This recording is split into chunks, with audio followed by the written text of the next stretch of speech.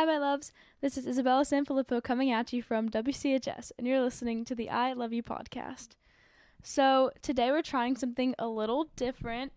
I'm joined by Skyla and Kelly Puzo.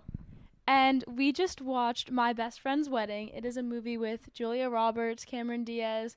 Don't know what the actor of the guy's name is, but he's in a lot of other rom-coms. And today we are going to be doing an analysis of that movie, toxic relationships, relationships that we think are good, and just kind of diving into what this movie really is and analyzing scenes and different things. So, this is one that we're really excited about. I know I'm really excited about, and I hope that you guys are too. So, Skyla, do you want to start? Sure. So the opening scene, it's Cameron Diaz, and her name is Kimberly, also known as Kimmy, and her bridesmaids sing a song and do a dance, and some of the lyrics include, "Just do it and you'll be his, and wear your hair just for him." So I kind of interpret this as like she's conforming herself for her fiance to make him like her. Kelly, what did you think about the opening scene? I kind of thought like the same kind of thing.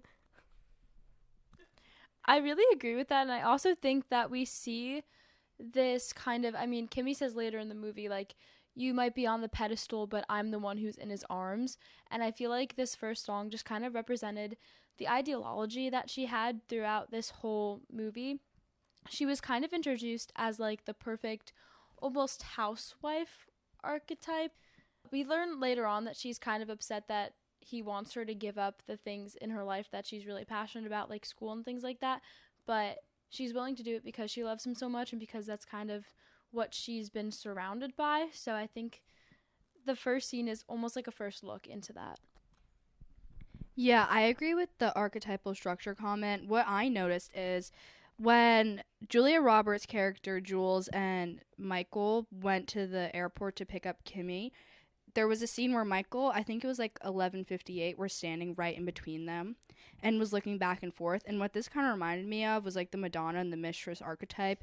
So essentially, that means that Cameron Diaz is kind of like the unattainable wife, you know, so pure and like holy, while Julia Roberts is kind of like the mistress that's like put aside. Yeah, and we keep seeing this common theme where she says, yeah, but I'm the one who makes him comfortable. Even though you might be the one that's right for him, I'm the one that makes him comfortable.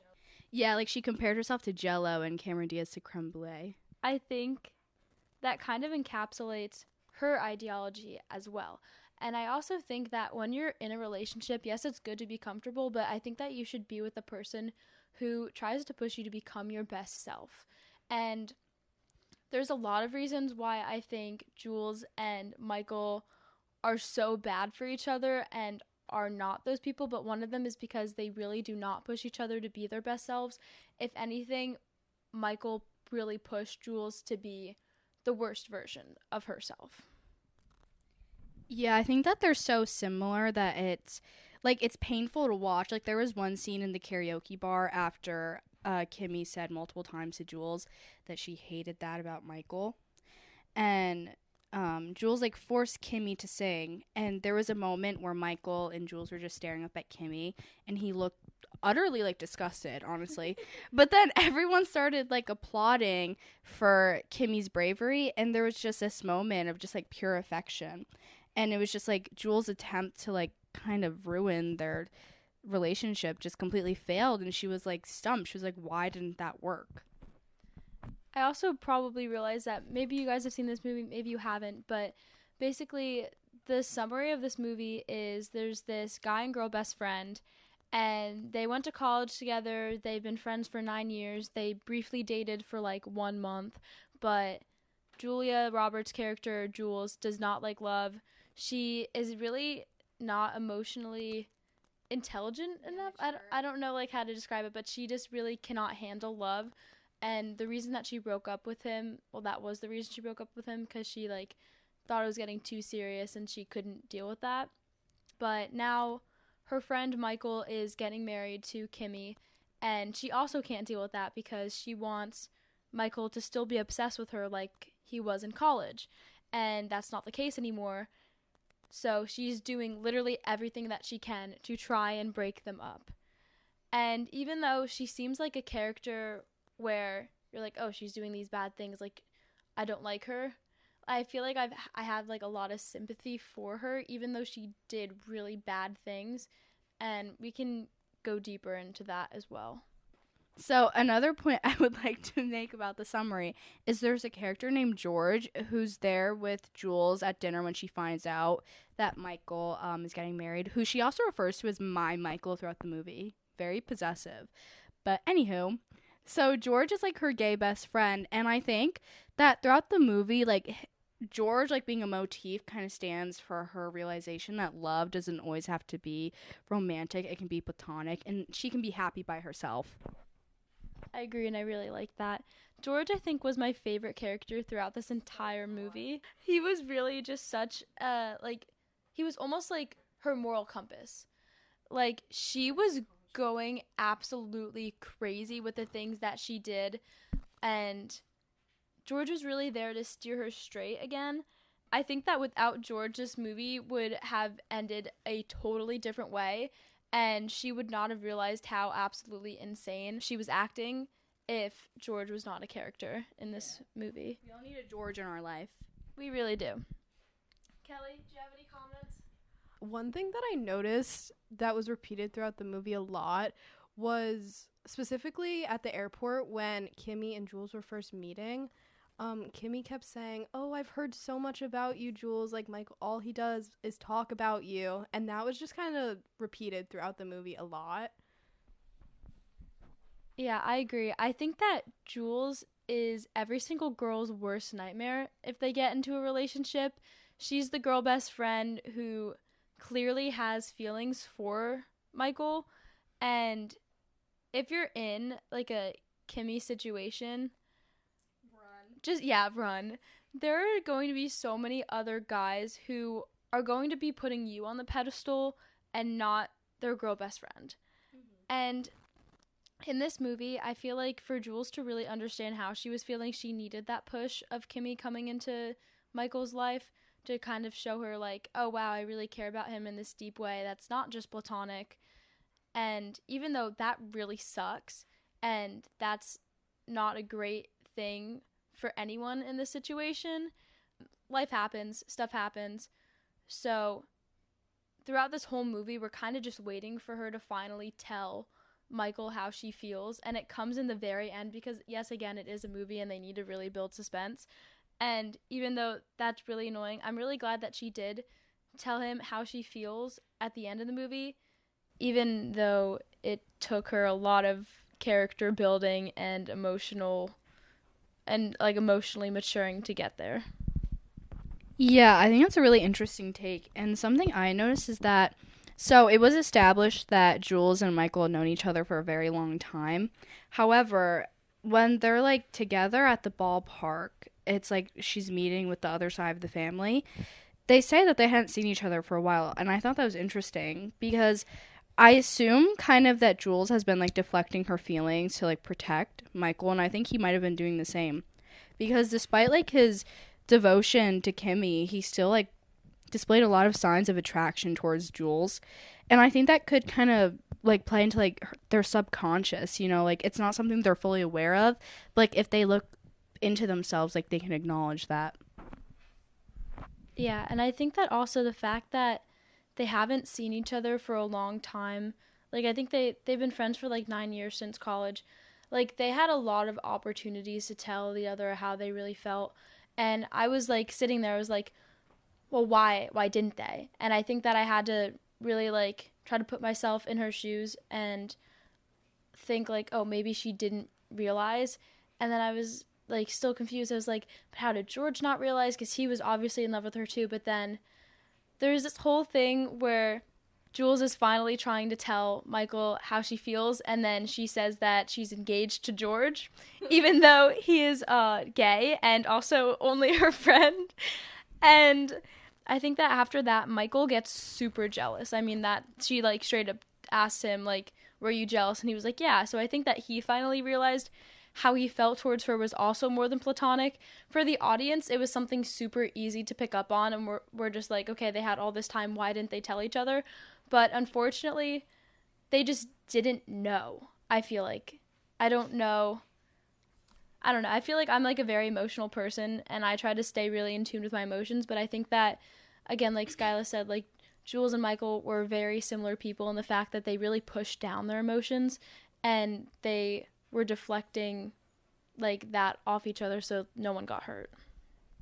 Yeah, and also I feel like another reason for them not admitting their feelings to each other could also be like the fear of rejection, because it has been stated that despite them not seeing each other for a while, like they're each other's closest friends. And, you know, I'm sure that a lot of the listeners can kind of relate to that, the fear of being rejected. So I think that played a big role in that. Yeah, and there was one line where where Jules said to George, well, when I tell him, what will he say? Like, what will he do? And George says, well, he's going to pick Kimmy, and then you're going to kiss him, and you're going to have to let him go.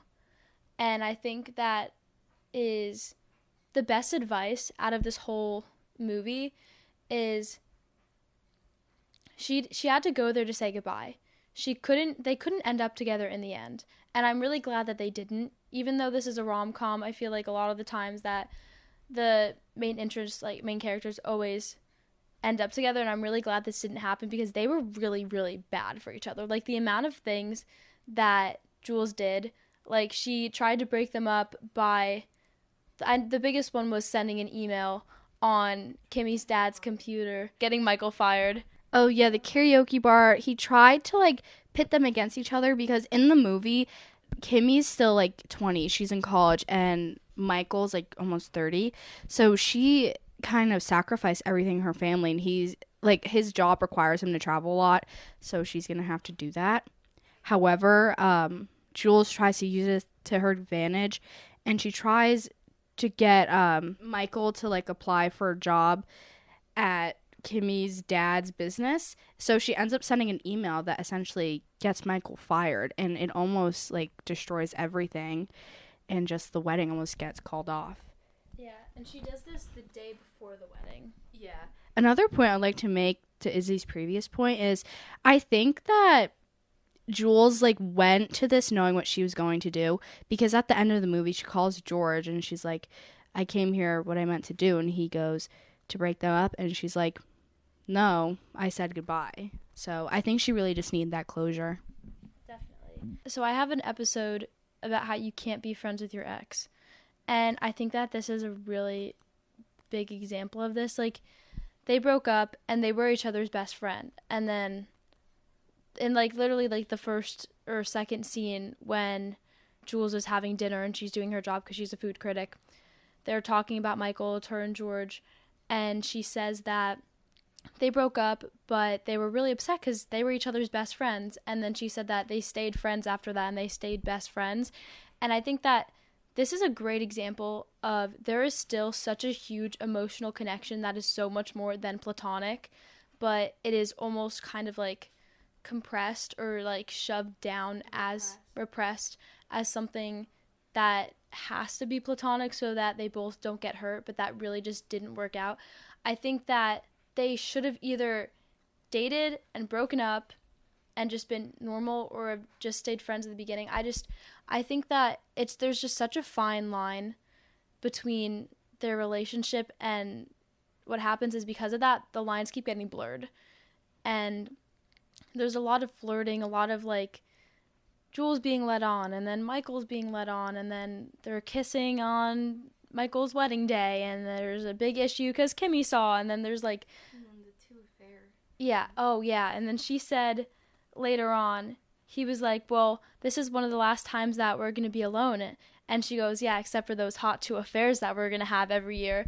Like, that should not be happening. If someone is fully getting married the next day, you should not be saying that you were going to be having an affair with them, joking or not. I think that's a weird statement to be made, especially because it really wasn't a joke. Yeah, I agree, because Before you said that, I was kind of thinking like being friends with your ex or someone you were romantically involved with is like a case-to-case basis. However, like in my experience as well, it's just you're always going to feel that way towards that person, and nothing can really alter your perspective unless like maybe time, like a lot of it though, and a lot of deep reflection. Yeah, I agree. And even though they were friends for a super long time, obviously that emotional connection didn't go away because she was still thinking like they made a pact. If they're both 28, they're getting married. He calls her that he's getting married, and she thinks, oh, we're getting married. This is our time. I'm turning 28 in 3 weeks. Pff, we're doing this thing. And that is clearly not what happened. But also, it's just not enough time has passed, I think, for them in this specific case. And I think that their connection was also too deep. Yeah, I think a fault in Jules' character was really just her humility, because it's easy to look at her and think, wow, she's some evil psychopath trying to break up this happily, wedded couple. But then as the movie progresses, you start to see a lot of yourself in her. She's just trying to do what she wants to do, and it's just so hard. It's so painful to watch. The most painful scene, I think, in my opinion, was when she had drafted the email essentially trying to get Michael fired, and she finally kind of wakes up and realizes what she's done, and she's trying to delete the email, but the door is locked. She's like banging on the glass like, I need to get in, I need to delete the email, and it's obviously locked, but unfortunately the email had already been sent out, so there was really nothing that she could have done at that point anyways. But Michael gets faxed the email that Jules had sent off of Walter's computer, who is Kimmy's dad. So Jules basically posed as Kimmy's dad to try to get Michael fired. It was a big thing, and then Michael finds out because his boss had sent him the email, and she feels awful about it, and you see her feel really, really guilty. And there's this scene with her and the, what's it called, bellhop? Yeah, the bellhop Richard. The bellhop Richard in the hotel room, and she says like, arrest me, like I'm such a bad person, I'm like literally a criminal. And I think that she feels really bad, and that's why we as the audience also feel sympathy for her, because she understands what she's done. And it's a case of, well, I was talking in an episode before, there's like 8 different kinds of love, and one of them is mania. And mania is that like really obsessive love, and I think that is, sorry, I get like really into like the weird psychology stuff, but I think that's the love that Jules is exhibiting towards Michael, and I think that's really unhealthy. And just the way that she's going about this whole situation is not great, but the fact that she also knows that really makes us sympathize with her because she's human. So I can speak a little bit from experience with that sort of thing. Obviously, I didn't crash a wedding, that'd be pretty bad. But it's just, you kind of feel like this euphoric sense every time, you get a bit of acknowledgement. And throughout the movie, Michael clearly leads her on. Like, there's some crazy things in there. Like, there was this one scene where she had Cameron Diaz's, Kimmy's, like, wedding band on her finger, and he, like, sucked it off. And I was like, wow, that's quite, if someone did that to me, I'd be quite shocked. Yeah, I think that was totally inappropriate for him to do, especially because even though he like called it off with Kimmy, he literally just got out of an engagement. You should please don't do that to your best friend who, like, just no. Like, that whole thing was just no. And even like in the beginning, like, he was saying like, hey beautiful, like all of this stuff, and like Kelly said, like when they met at the airport, Kimmy said, oh, Michael just talks so much about you. Like, the whole situation was not great, and he definitely had feelings for her and didn't realize, but he was still acting on them whether or not he realized, and I think that was the problem. And something I've noticed just like while we're talking is that Kimmy is the forgotten character. We don't talk about her, and that's like the whole point of this movie. She did nothing wrong, but still the audience is supposed to resent her for getting in the way of this like fictitious kind of relationship, which I find so interesting, which really does play back into the Madonna type. I was thinking in the beginning, I didn't like Kimmy. Like, when we were introduced to her, like, there was just something about her that bugged me. Maybe it was because she was too perfect, or maybe it was just because this movie is kind of told from the point of view that, like, Jules is the protagonist, and we're supposed to be rooting for her.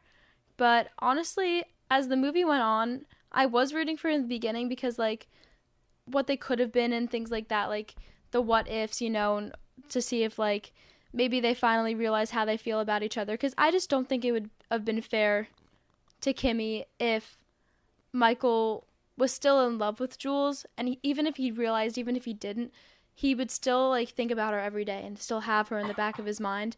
And when you're married to someone else, that really should not be the case, period. And I was just really rooting that Jules and Michael would end up together. But as the movie goes on, you really don't want them together because they really just bring out the worst in each other. And I think that even though Kimmy is supposed to be this kind of housewife type, she really challenges him, and she challenges him to be a better person.